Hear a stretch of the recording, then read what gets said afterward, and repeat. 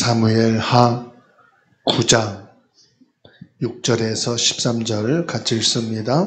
사울의 손자 요나단의 아들 무비보셋이 다윗에게 나와 그 앞에 엎드려 절하매 다윗이 이름에 무비보셋이여 하니 그가 이르기를 보소서 당신의 종이니이다. 다윗이 그에게 이르되 무서워하지 말라. 내가 반드시 내 아버지 요나단으로 말미암아 내게 은총을 베풀리라. 내가 내 할아버지 사울의 모든 밭을 다 내게 도로 주겠고 또 너는 항상 내 상에서 떡을 먹을지니라 하니 그가 절하여 이르되 이 종이 무엇이기에 왕께서 죽은 개 같은 나를 돌아보시나이까 하니라. 왕이 사울의 시종 시바를 불러 그에게 이르되 사울과 그의 온 집에 속한 것은 내가 다 내 주인의 아들에게 주었노니 너와 내 아들들과 내 종들은 그를 위하여 땅을 갈고 거두어 내 주인의 아들에게 양식을 대주어 먹게 하라. 그러나 내 주인의 아들 무비보셋은 항상 내 상에서 떡을 먹으리라 하니라. 시바는 아들이 15명이요 종이 20명이라. 시바가 왕께 아뢰되 내 주 왕께서 모든 일을 종에게 명하신 대로 종이 준행하겠나이다 하니라. 무비보셋은 왕자 중 하나처럼 왕의 상에서 먹으니라. 무비보셋에게 어린 아들 하나가 있으니 이름은 미가더라. 시바의 집에 사는 자마다 무비보셋의 종이 되니라.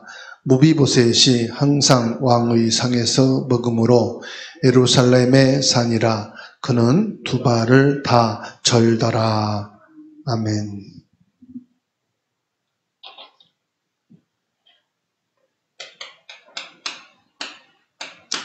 사무엘하 9장 6절에서 13절은 무비보셋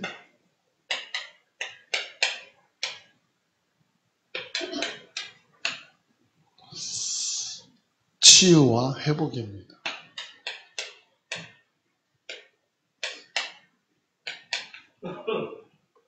무비보셋은 요나단의 아들이에요.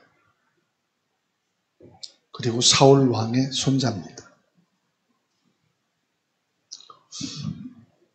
이 말씀은요, 그냥 다윗이 요나단과의 친분으로 인해서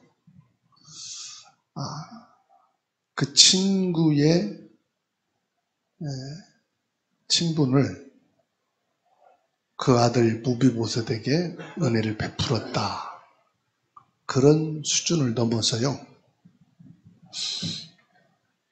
어찌 보면 원수입니다. 반역을 해서 왕위를 창탈한 것이 다윗이거든요. 사울이 왕이 돼서 그 왕 자리가 아들 요나단에게 가야 되는 거잖아요.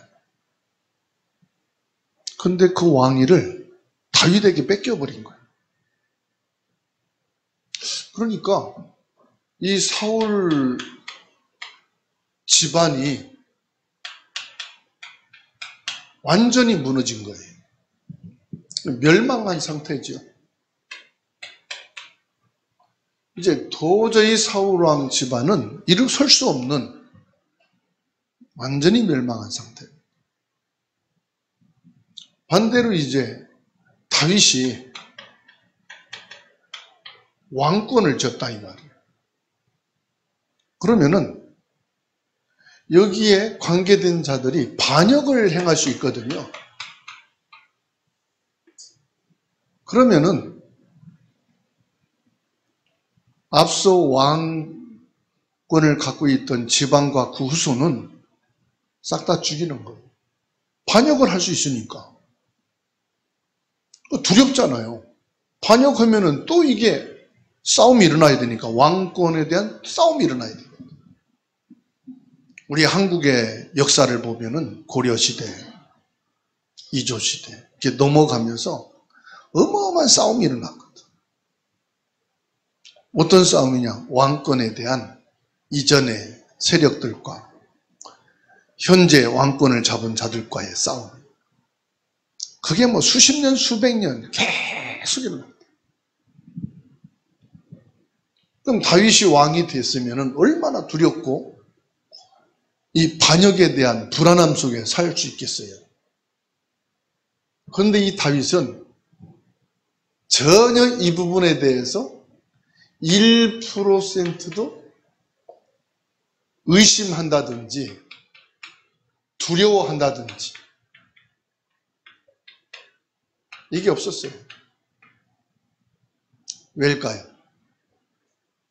이 다윗은 이 왕권을 자기 자신이 뺏은 것이 아니고 반역을 행해서 왕권을 차지한 것이 아니라 이것은 절대적인 하나님의 계획 속에서 하나님이 주신 것이다. 하나님의 절대 계획을 믿었어요. 나는 왕이 되려고 되어진 것이 아니고 하나님이 왕의 자리에 세우신 것이다.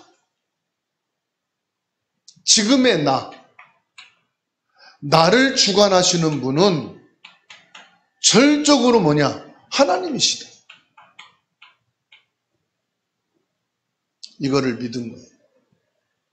그렇기 때문에 사울 왕의 손자요 요나단의 아들인 무비보셋에 대해서 이 다윗은 처음부터 끝까지 뭘 베푸느냐? 이거를 베풉니다. 은혜를 베풀어. 뭘 베푸느냐? 사랑을 베풀어. 그 유모가 무비보셋이 어릴 때 업고 가다가 떨어져서 두 다리를 다 절어요. 관절이 이제 문제가 됐죠. 그걸 알고요. 끝까지 국류를 내주십니다. 그것뿐만 아니고요. 이 사울왕이 가지고 있던 모든 밭과 농지와 모든 권한은 다 회복해 줍니다. 오늘 말씀 보면은 다 주죠.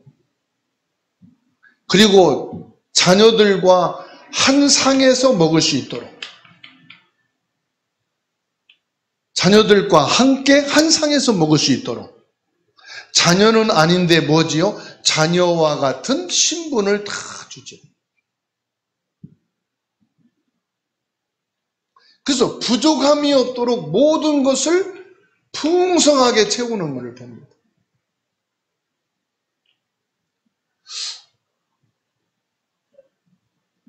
다윗이 무비보셋에게 베푼 이것은 하나님께서 죄인된 우리 인간을 향한 하나님의 은혜와 사랑과 하나님의 긍휼하심과 예수 그리스도로 구원하시고 축복하시는 이 모든 것을 회복하시고 천국 백성으로 하나님 자녀된 신분을 회복시켜 주셔서 함께 하실 것을 보여주시고요. 하나님께서 우리에게 축복을 주시는 정도가 아니라 풍성하게 베푸시는 하나님의 축복을 지금 보여주는 그림입니다. 예수 그리스도 십자가 은혜로 하나님 나라의 자녀가 되는 복음의 진리를 완벽하게 예표하고 있는 거예요. 여기서 저와 여러분들은 예수 그리스도의 은혜와 사랑과 그 치유와 회복을 확인할 수 있다니까요. 그래서 지금 이 무비보셋은 완전한 절망 속에 있었던, 완전한 절망 속에 있었던 무비보셋. 이거 뭘 말합니까? 여기에서요, 우리의 모습이 보여지는 거예요. 무비보셋은 다윗의 원수인 사울 왕가의 마지막 후손이에요. 그 한 사람이니까 그냥 처단하면 끝이에요. 모든 반역의 싹을 다 잘라버릴 수 있는 거. 얼마나 쉽습니까? 피난 중에 사고로 두 발을 절개된 로데발이라는 목장 없는 곳에 숨어 살았다고 그래요. 그러니까는 겨우 목숨만 부지하고 사는 사람, 우리가 이제 영화나 드라마 보면 그런 애가 있잖아요. 목장도 없고 거친 이 산속에서 숨어 살고 있는, 다시 말하면 사회적으로, 육체적으로, 신분적으로 완전히 절망 속에 살고 있는 상태. 이게 뭘 말합니까? 죄와 허물로 하나님과 멀어진 영적 무기력. 영적 무기력의 상태. 세상에서는 완전히 절망하여 살고 있는 우리들의 모습. 그래서 에베소서 2장 1절에 뭐라고 말씀하시죠? 죄와 허물로 죽었던 너희를 살리셨도다. 희망이라고 하는 일도 없는 완전히 죽어있는 상태. 여기서 뭐합니까? 살리십니다. 이게 구원이에요. 살 이유도 희망도 가망성도 일도 없는 절망.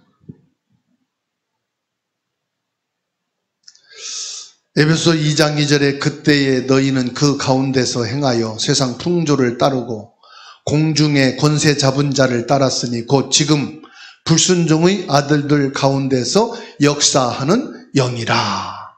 어디에서요? 불신앙. 불신앙의 영, 사단, 마귀. 이 악한 영에게 사로잡혀 살고 있었던 우리다. 3절에 전에는 우리도 다 그 가운데서 우리 육체의 욕심을 따라 지내며 육체와 마음에 원하는 것을 하여 다른 이들과 같이 본질상 진노의 자녀였더니 그랬어요. 육체의 욕심을 따라 살아가는 본질이 뭐냐? 진노의 자녀였다. 진노의 자녀가 뭡니까? 마귀 자녀였다 이 말이에요. 마귀 자녀. 요한복음 8장 44절. 그러니까 로마서 5장 6절 말씀이에요. 우리가 아직 연약할 때 기약대로 그리스도께서 경건하지 않은 자를 위하여 죽으셨도다. 기약대로, 기약이 뭡니까? 하나님이 약속하신 말씀대로. 더 기가 막힌 것은 그리스도께서 경건하지 않은 자를 위하여 죽으셨도다. 사람들은 경건하기를 원합니다. 아, 경건하게 살아. 신앙인답게 경건해라. 직분에 맞춰서 경건한 사람이 되라. 그런데 예수님께서는 뭐요? 경건하지 않은 자를 위하여 죽으셨도다. 다윗은 어느 조건을 따지고 이유를 대도 1%도 무비보셋에게 은혜를 베풀 이유가 없어요. 그런데 그런 걸 따지지 않았어요. 자기의 위치와 미래를 보고 불안해할 수 있어요. 그걸 따지지 않았어요. 뭘 믿었느냐? 하나님의 절대 주권. 나를 살고 태어나게 하시고 지금 있게 하신 것은 하나님이시다. 이게 나에게 믿음이 오면 끝난 거예요. 다른 계산 조건 필요가 없어요. 예수님께서는 저와 여러분이 이런 절망 속에 있을 때 영적으로 완전히 무기력하고 육신으로는 살 희망이 없는 그 상태.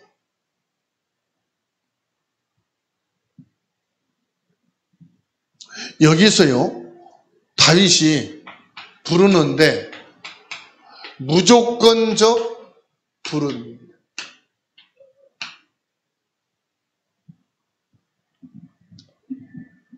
다윗은 아무 이유 되지 않고 불렀어요. 이걸 가르쳐서 하나님의 은혜라고 합니다. 사람은 조건을 따져요. 이유를 대요.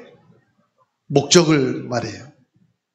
무비보셋은 다윗에게 아무것도 해줄 수 없는, 오히려 위협적인 갈등의 여지의 존재일 뿐입니다. 그러나 다윗은 자신의 의무나 무비보셋의 자격 때문이 아닙니다. 친구 요나단과 맺은 언약이에요, 언약.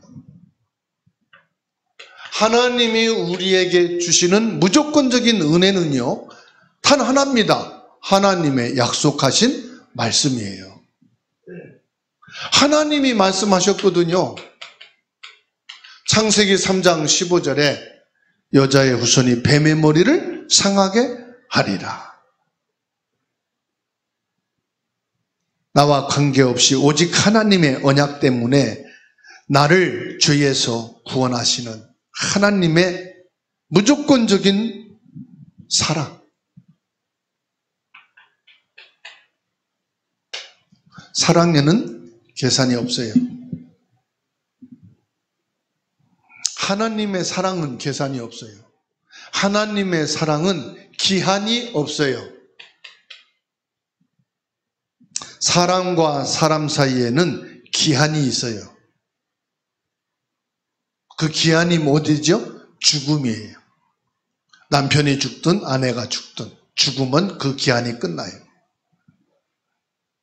하나님이 우리를 사랑하시는 이 사랑은 유효 기간이 없어요. 영원한 사랑이에요.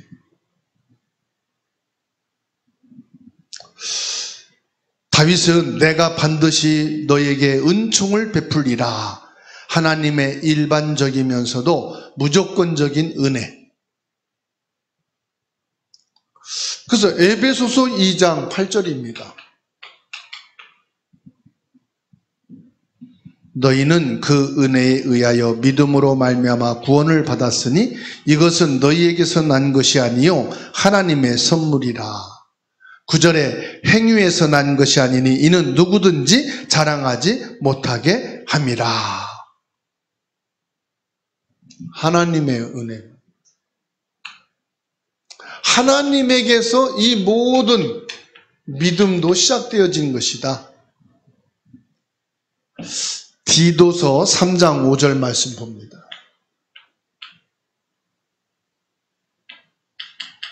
디도서 3장 5절.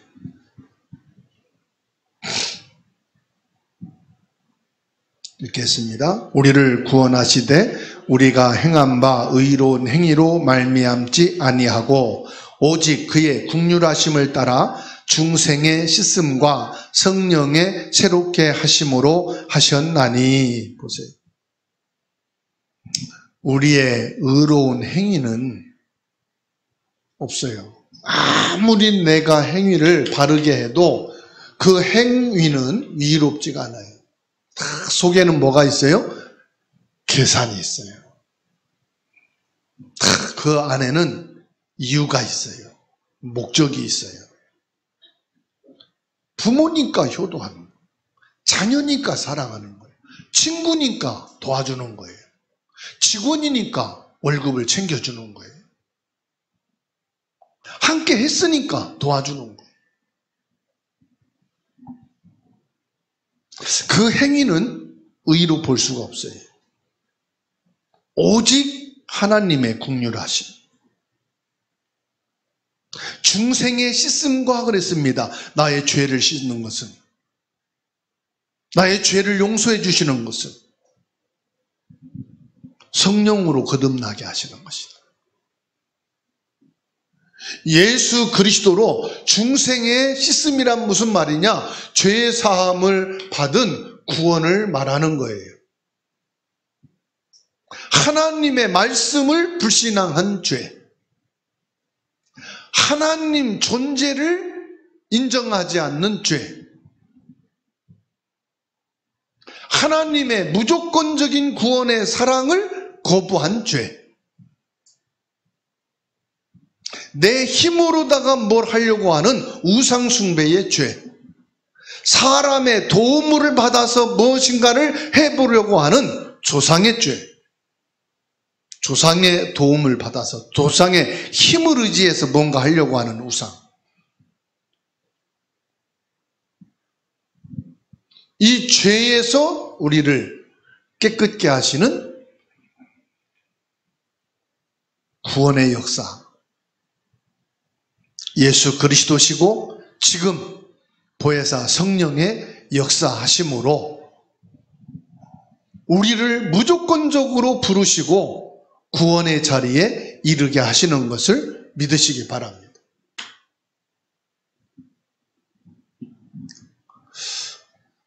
무비보셋을 왕 상에 앉아 밥을 먹게 했다. 왕의 상에,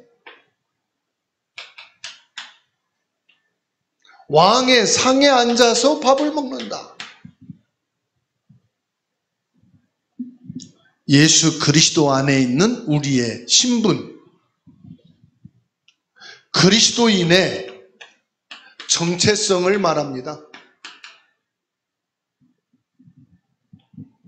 다윗 왕은 무비보셋의 다리 저는 모습을 보고도 혐오하지 않았다는 거예요. 사람들은 외모를 보고 사람을 평가하고 외모를 보고 그 사람을 혐오하잖아요.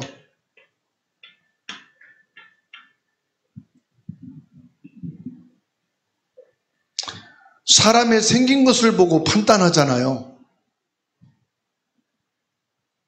두 다리를 절었다면 그 모습이 얼마나 우스꽝스럽기도 하고 혐오스럽기도 하겠어요. 예전부터는요, 왕 앞에는 이렇게 흠결이 있고 문제 있는 사람은 다가가질 못하게 했어요. 왕궁에 사는 사람들은 몇 차례 단계를 걸쳐서 시험하고 확인하고 바르고 건강하고 힘 있는 사람, 온전한 사람만 왕 앞에 가게 했단 말이에요. 근데 두 다리를 저는 이 무비보셋을 왕 앞에 서게 되고, 그것도 뭐합니까? 한 상에서 밥을 먹게 했다. 아들과 똑같이 내 상에서 떡을 먹어라. 내 상에서 떡을 먹어라. 하나님께서는 예수 그리스도로 구원받은 사람, 영원히 함께 하시는 줄 믿으시기 바랍니다. 무비보셋이 다윗의 밥상에 앉을 수 있었던 것은 그가 치유되었기 때문이 아니라 다윗의 은혜를 입었기 때문이에요. 하나님이 나와 함께 하시는 것은 내가 구원받았기 때문인데, 그 구원은 뭐죠? 하나님의 은혜를 입은 자기 때문이에요. 우리가 하나님이 함께 하신다는 이 부분이 하나님의 은혜인 것을 망각하는 경우가 많아요. 하나님, 내가 왜 구원받았는데, 하나님 자녀인데 왜 응답 안 주십니까? 왜 은혜 안 주십니까? 왜 내게 역사 안 하십니까? 하나님이 나와 함께 하시는 것만으로도 감격이 되어지고 죄송스럽고 미안하고 감사하는 마음이 있어야 되는데 그렇지가 않아요. 은혜를 망각해요.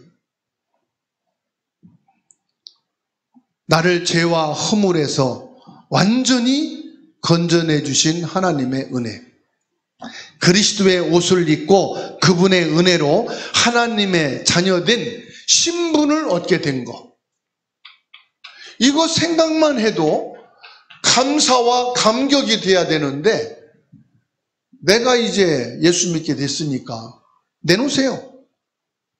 물론 당당하고 확신이 있으니까 좋긴 하지요. 그런데 내가 하나님의 자녀됨에 대한 감격이 있어야 되는데 주려면 주고요. 은혜 안 주면 말죠. 뭐. 응답 주시려면 주시고요. 안 줘도 나는 되는데 굳이 뭐 주시려면 지금 주세요.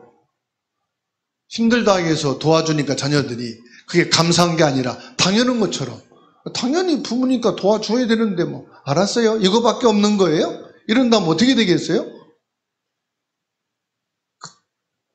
참 우리 자녀가 힘들구나. 더 도와줘야 되겠네. 그런 마음이 들어요? 아니면 저런 싸가지가 이렇게 들어요? 우리는 죄의 무능력에서 벗어나 하나님과 끊임없는 교제의 특권을 누리게 되는 겁니다. 그게 뭐냐? 기도예요. 누림은 뭐냐? 기도입니다, 여러분. 우리가 기도할 수 있는 특권이 주어진 거예요.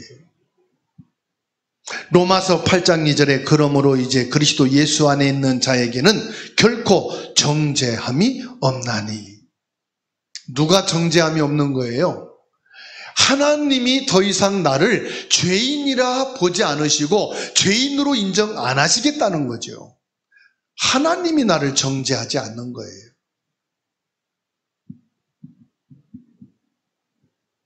하나님이 나를 정죄하지 않으시겠다.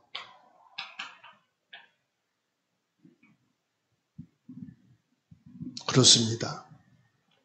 그리스도 예수 안에서 저와 여러분들은 하나님이 정죄하지 않는 하나님의 구원받은 자녀인 줄 믿으시기 바랍니다. 그렇다면요, 하나님이 정죄하는 자가 없는데 현장에서 가늠하다 잡힌 여인을 모든 사람이 심판하려고 할 때 예수님이 말씀했어요. 다 떠난 뒤에 나도 너를 정죄하지 않겠다. 예수님은 죄인을 정죄하지 않고 용서하시고 구원하시는 거거든요. 그런데 문제는 남은 사람들이 정죄하는 거예요. 고린도전서 1장 30절에서 31절입니다. 고린도전서 1장 30절에서 31절 함께 읽겠습니다.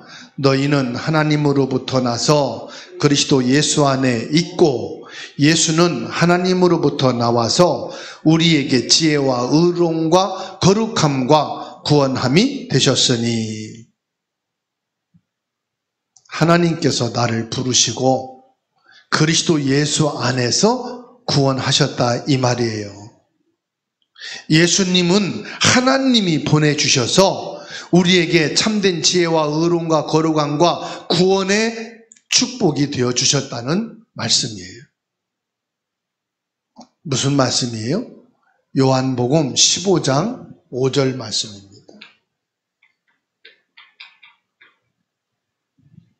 나는 포도나무요 너희는 가지라. 나무와 가지와의 관계를 말씀하고 있어요. 지금 다윗은 이 무비보셋을 뭐와 관계를 맺느냐? 포도나무와 가지와의 관계를 말하고 있어요. 너는 내 곁을 떠나지 말아라. 이 밥상에 함께하는 자가 되라. 너는 내 자녀는 아니지만은 왕자와 같은 자다. 그가 내 안에 내가 그 안에 거하면 사람이 열매를 많이 만나니 나를 떠나서는 너희가 아무것도 할 수 없음이라. 무슨 말이에요? 작은 것 할 수 있다 이 말이 아닙니다. 나를 떠나서 너는 죄인이다. 나를 떠나서 너는 죽은 자다. 나를 떠난 너는 물 떠난 물고기 같은 존재다 이 말이에요. 나를 떠나면은 흙에서 뽑혀난 나무 뿌리와 같은 존재다. 살아있으나 살아있는 게 아니다. 그러나 너가 내 안에 있고 내가 너 안에 있으면은 비로소 너는 살아있는 존재고 너의 가치가 인정이 되어지고 너를 통해서 하나님의 역사를 볼 것이다 이 말이에요. 그러니까 이게 어마어마한 말씀이거든요. 주님을 따라서는 안 되는 존재다 이 말이에요. 이게 무슨 말입니까? 창세기 1장 27절에 해당하는 말씀이요. 하나님의 형상.